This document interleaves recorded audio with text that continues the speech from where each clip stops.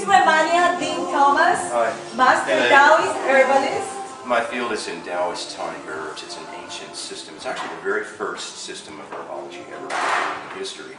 From 3000 BC, actually 2975 BC, the first pharmacopoeia of herbology was written in China.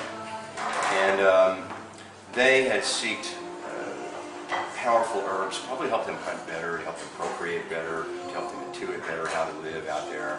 And they were living in a very natural, wild setting, and they found out that these plants gave them extra strength to persevere, to intuit what they needed to do as far as hunting and all. And this was probably starting like 10,000 BC in northern China. And out of that, my lineage arose. So in 2975 BC, a pharmacopoeia of herbs was written, the very first one ever. And some of the herbs that you're drinking in this drink are written in that herbal pharmacopoeia. One of the oldest herbs ever documented in time. And now, still today, the most renowned and effective herbs in their class that are known. The Chinese have had these great reverence for these herbs all this time. And mountains of research have been done on them now and only proven what the ancient Chinese said to be true. But how exactly they knew these things, we don't quite know. But I'll give you a little example. Going to Brazilian herbalism for a second here, just to give you an example about how the ancient people may have known this. I heard a story once where some people in America were, from an herb company, they were looking for new herbs to make products out of, herbal products, and they went down to the Amazon, and they're looking around, and they found a shaman, and they said, "Hey, Mr. or Mrs. Shaman, can you tell us what this herb does?" And the shaman said, "Yes, this one cleanses the blood, or it's good for the heart, or it's, this or that." And then these nutraceutical people took it back to America, put it under a microscope, and looked at it, and they found out that it did exactly what the shaman said. So they went back out of curiosity, and they sat down with the shaman, and they said, "How did you know that these herbs did what they do?" And the shaman said, "Because it told me." So, they intuited deep things that turned out to be true. They were just closer to nature and closer to these things, and maybe it was some sort of form of necessity that they needed this. But anyway, in China, we have the great fortune that these kind of herbs were documented, heavily documented throughout history. And they've come to us now in a more exotic state than even in those days, because we need them more and more now for our adaptability, our immunity, to cleanse our bodies. And I'm going to briefly get to an issue that we know we're facing right now that we need to cleanse to deal with this. And so we've looked into how we can use these herbs in various formulas and reintegrate them into our lives now to bring back the health of the reproductive system, we're talking about the hormones, hormonal health, the immune system, and also the spirit. These herbs are very powerful in the spirit. And so I had the great fortune of having been taught under a master named Ron Teagarden for 8 years. I was his personal apprentice and was called what they call tea master. So I got pretty good at making the teas of Chinese herbs taste good. As you may find with this, some people still are a little finicky about my teas, but for the most part, people are usually pretty pleased when they drink and go, "Well, yeah, that's all right."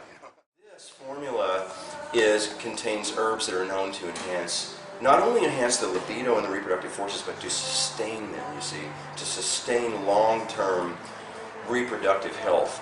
So the idea is we don't want to just go out and use those reproductive energies in a wanton way and sort of usurp them. We always want to recharge that battery so that we can keep having that power. Because do you know that the hormones of the body, the reproductive hormones, regulate the body's aging process? If we fortify the reproductive hormones and keep them strong and balanced, and we use our reproductive forces wisely, our body stays youthful. Because our body says, "Well, hey, I'm a quote, sex machine, so I want to stay attractive to the opposite sex." And antioxidants will kick in everything to keep pigment in the hair and keep the skin having the nice layer of the fat under the surface, and all these things to keep it supple. And this is all really coming down to the reproductive hormones that do this, because the genome wants us to reproduce. That's why we're here. The genome is designed us and designed everything. It's very interested in us, perpetuating our species. And if we're living in a body where the hormones are all balanced and those reproductive forces are fortified, then the genome is going to be happy and say, well, hey, I'm going to stay youthful. And so what we do is we grow into our older years of actually maintaining youthfulness and attractiveness to the opposite sex. In China, some of the people who took or take the herbs I'm going to tell you about, they're in this tea, are among the longest living people known in history, but they also maintain active sexual lives all through their lives. When we get to some of these thresholds in our lives, like andropause and menopause, we can breeze through these things without them even affecting our attractiveness and our sense of feeling of sexuality. If we fortify those, if we use them properly, the way for women to use them is to take these tonic herbs that fortify the adrenals and the kidneys so that stress doesn't affect you. And also, women want to have active sexual, you want to have orgasms. Women want to have orgasms. Yes, we do. It's good. Really? It's good. Every day, Yes. twice a day. As many times a day. You know why that is? Why it's good for women to have orgasms is because when a woman has an orgasm, you're essentially giving it the endocrine system a little run around the block, or going for yoga, and down here in the reproductive forces. You don't drop an egg when you have an orgasm. You see? Now that's the difference with men. When a guy has an orgasm, he actually releases his semen. That's his seed. That means there's been a net loss there of his life forces had to go out of that seed. A lot of babies lost there. A lot. Yeah, quite a lot. And so the thing that guys want to do is they want to actually be very judicious about the release of their semen. And what I talk about in my book, Healing Thresholds, That's so beautiful. I have a chapter in here in Healing Thresholds about healthy sex. And the Chinese have a great exercise they call exchanging essences. I think this is really good. What you do is the man must give the woman an orgasm. You can do it orally, or if he's really adept, can do it with intercourse. When the woman has her orgasm, she injects very powerful hormones into her vagina that are very healing and nurturing. And the man then enters in, if he's not already there, then he absorbs those essences, and it gives him some of that power back so that he can then have his ejaculation, and he doesn't have such a loss of his power. Nice.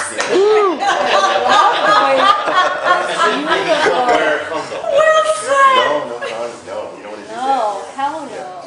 Now, Come on now. he has to,